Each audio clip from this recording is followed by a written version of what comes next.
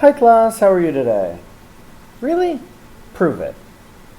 The learning target for today is to write a two-column proof to show that two triangles are congruent. So we did this with parallel lines, proving that those were parallel. Now we're going to prove that two triangles are congruent. So, a scale, 3, you can prove that two triangles are congruent. 2, you can prove that two triangles are congruent, but you have trouble with the reasons for each step. 1, you can determine if two triangles are congruent, but you can't prove it. So essentially what we did in the previous lesson. And 0, you cannot determine if two triangles are congruent. Let's get started. Alright, so just a quick reminder on what a proof looks like. It's a two-column proof. We have statements on one side and reasons on the other. So statements is where you say different things that help your case, like two things are congruent or parallel or something like that. And the reasons are saying why you know these things are true. Now, there's 3 parts to a two-column proof. The first part, the beginning, is where you write the things that were already given to you, your givens. And in those reasons, you will write given, because those are the things that were automatically given to you. The next is sort of the body of the proof. It's where you say other things that will get you to say why the triangles are congruent, to get you to the final part. So you start with the givens, and then you have the body. So this is all different things that will just help you get to the triangle being congruent itself. And then finally, this is the smallest part because it's one step, is the conclusion. This is where you will actually say that triangle, whatever it is, ABC is congruent to triangle DEF, or whatever it is. And this is the only part where you'll say the reason. And the reasons will be all the 3 letters that we talked about when we were talking about determining congruence. So an example one would be SAS. So you start by writing the things you were given, say that they were given, then add anything else you need to show that the triangle will be congruent, and say why you know that these things are true, and then state that the triangle actually is congruent and why. Make sure you have the correct order when you write the triangle congruent statement as well, like we learned a few classes ago. Alright, next I'm going to talk about the reasons about why you can say triangles are congruent. So this section right here is going to be the reasons for your body of the two-column proof. So anything in the body part, you will probably use many of these reasons. Now, don't worry about writing all these down. You can if you want, but next class I will be giving you this paper anyway. So you don't have to worry about writing it down, but any additional notes I write, make sure you keep those down, or at least rewatch this video when you get this paper so you can write it on the spot. But I suggest writing what I add to this. So we'll quickly go through this. The reflexive property, it's just saying when something's congruent to itself. Yes, you do have to state if something is congruent to itself. It's a pretty easy one though. Like in this picture, we have 2 triangles, and we have to state that side AB is congruent to side BA. It's the same side, but it's part of both triangles. So you do have to say that they're congruent to each other, and the reason is reflexive property. Next, one we've talked about quite a bit, I think, is vertical angles. If you've got two lines that intersect, the angles that they make that are opposite of each other are congruent to each other. So, if you have a picture like that, you'll say that these two are congruent, and then you'll say that they're congruent because they're vertical angles. Next one, right angles are always 90 degrees, so they're always congruent. So if you have right angles in two different triangles, you know that they're congruent. So you say they're congruent, and you say, for your reason, right angles are congruent. The next, this one says alternate interior angles of parallel lines are congruent. This is one of the many parallel line pairs that we were just dealing with. And yes, alternate interior angles are one of them, but so are alternate exterior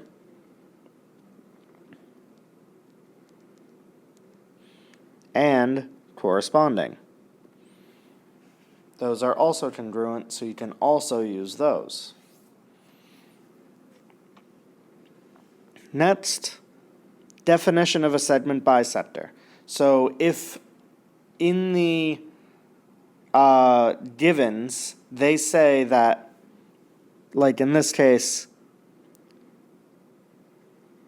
line T is a bisector of line segment TR, then that means TG is congruent to GR.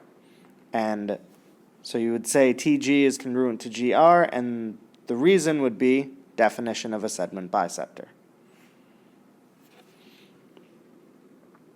Next, we have definition of a midpoint, which is very similar to the definition of a segment bisector.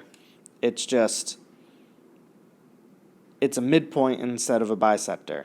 The midpoint does essentially bisect the two, but if it says that it's a midpoint, you have to say definition of a midpoint. If it says it's a bisector, you have to say definition of a bisector. Next, we have definition of an angle bisector. So, like in this case, if it says that, I can't really read these letters, look, it's like AD. So, if AD is a bisector of whatever this angle is, I can't read those letters, then you will know that this angle is congruent to this angle, and you would state that by writing the names. And the reason would be definition of an angle bisector.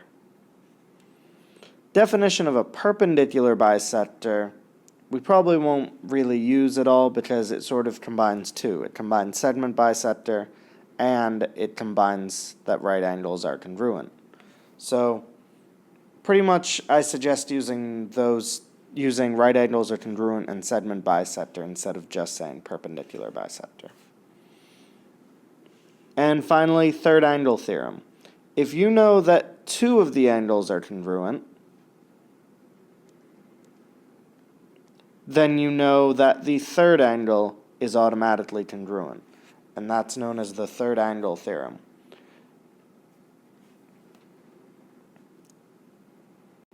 Now, you may end up using ones that are not on this page at all, but most of the ones that you end up using will be somewhere on this page. And big part in geometry, and it just happened to be on here, and I like to say it all the time, do not assume anything if it is not in the given.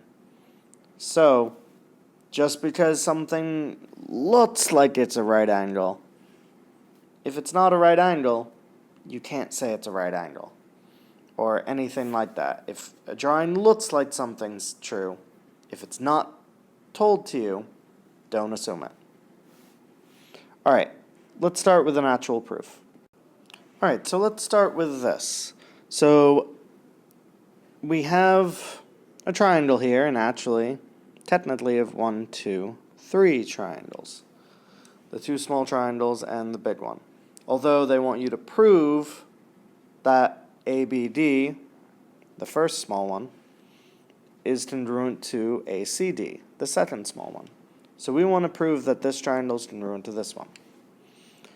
What we're given is that AD bisects BC and angle ADC is a right angle. So let's start our 2-column proof. So we start by saying what is already given. So number 1, AD bisects BC. The reason is that it's given. Number 2, angle ADC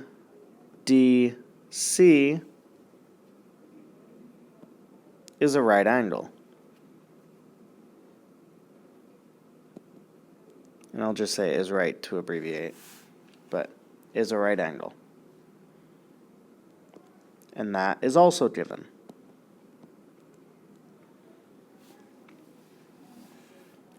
So, now that we've set our givens, we're to the body of the proof.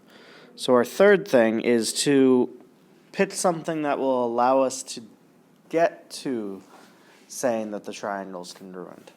So the first thing that we are given is that AD bisects BC. So if AD bisects BC, that means BD and DC are congruent. And I'll even mark it right here. So those are congruent. So our next statement is that they're congruent. BD is congruent to DC. And the reason was because they were bisected. So you would say definition of bisector.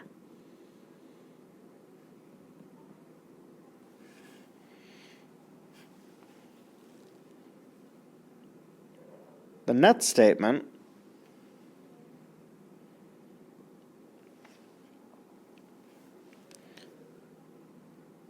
we know that ADC is a right angle.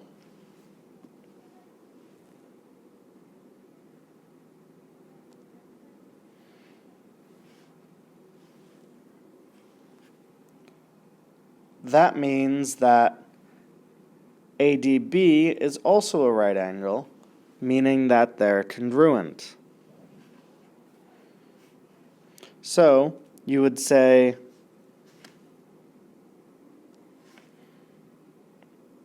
angle ADC is congruent to angle ADB,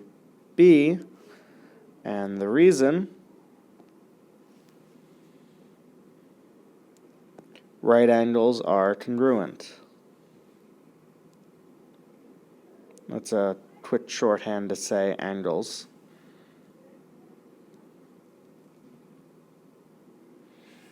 Right angles are congruent.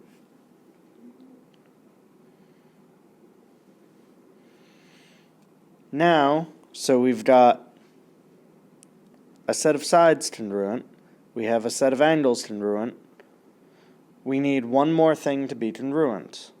Well, notice that in these two triangles, they both share this side. So this side is congruent to itself. So statement 5 is that AD is congruent to DA. It's congruent to itself. And to say that something's congruent to itself, you would say reflexive. It's the reflexive property. So now that this one's congruent to itself, and I marked it with 2 dash marks just so it's different from these, we have a side, an angle, and a side in this triangle, and a side, an angle, and a side in that triangle. So now we can say those triangles are congruent by side, side, side. So that is our conclusion, our final statement. So 6, triangle ABD is congruent to triangle ACD. And the reason? Side, angle, side. And that's how you do a proof. Start with your givens, then the body, where you say the parts of the triangle that are congruent, and once you have enough in your triangle, you say the triangles are congruent, and you say why. Alright, got one more proof for you. Alright, so now for this problem, we have these two triangles here, and we're given that BC is congruent to CE, and angle B is congruent to angle E, and we want to prove that AC is congruent to CD. Now, this is a little different because for most of what you're going to prove that the triangles are congruent. But for this case, you first have to prove that the triangle is congruent and then use that to prove that these are congruent. And I'll get into why in a moment. So first, let's try to prove the triangle is congruent. So, start off by making your 2-column proof. Now, once again, start with your givens. Number 1, BC is congruent to CE. And that's given.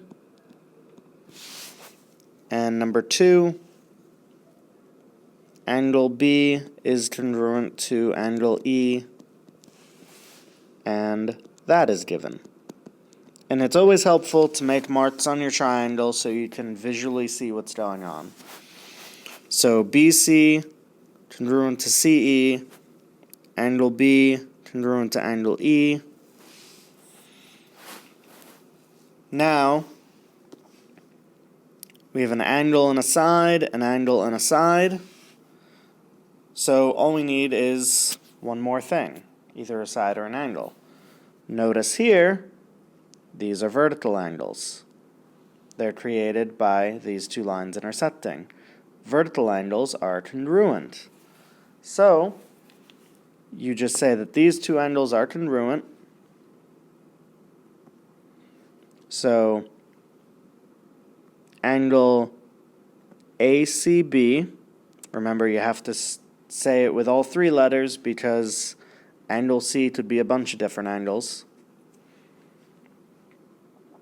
is congruent to angle ECD. Just make sure that the C is in the middle for both. And we know that because they are vertical angles.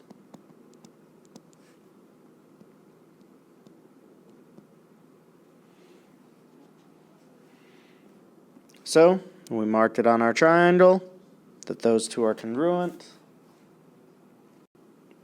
And we have angle, side, angle, and angle, side, angle. Just remember, quick thing, these have to have 2 marks, so we say that these two are congruent to each other and these two are congruent to each other. If we had all 1 mark, we would say all 4 of these are all congruent to each other, which isn't necessarily true. So, now that we have angle, side, angle, and angle, side, angle, we can state that the triangles are congruent. Remember, though, you have to put it in the correct order, and since they don't give you the order at first, you have to remember back from when we were doing congruent polygons. Notice if we start with A, B, C, so triangle A, B, C,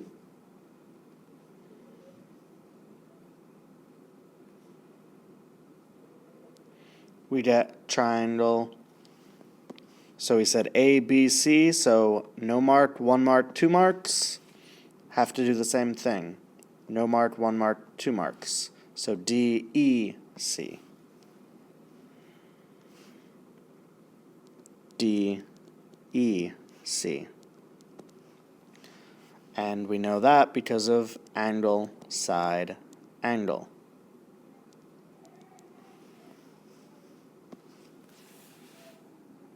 So normally this would be your conclusion, that the triangles are congruent. So givens, body, and then conclusion. But we have even another part now where we have to prove that the sides are congruent. This is actually really easy, though. It's just one extra step. You say AC is congruent to CD, and the reason is a nice little acronym called CPCTC. And what that stands for is corresponding parts of congruent triangles are congruent. So if you have parts of a triangle that correspond to the others and you already know that the triangles are congruent, you know that those parts are congruent. So you know that AC and CD, that those don't have marks yet, and they would correspond to each other because they both share these angles there.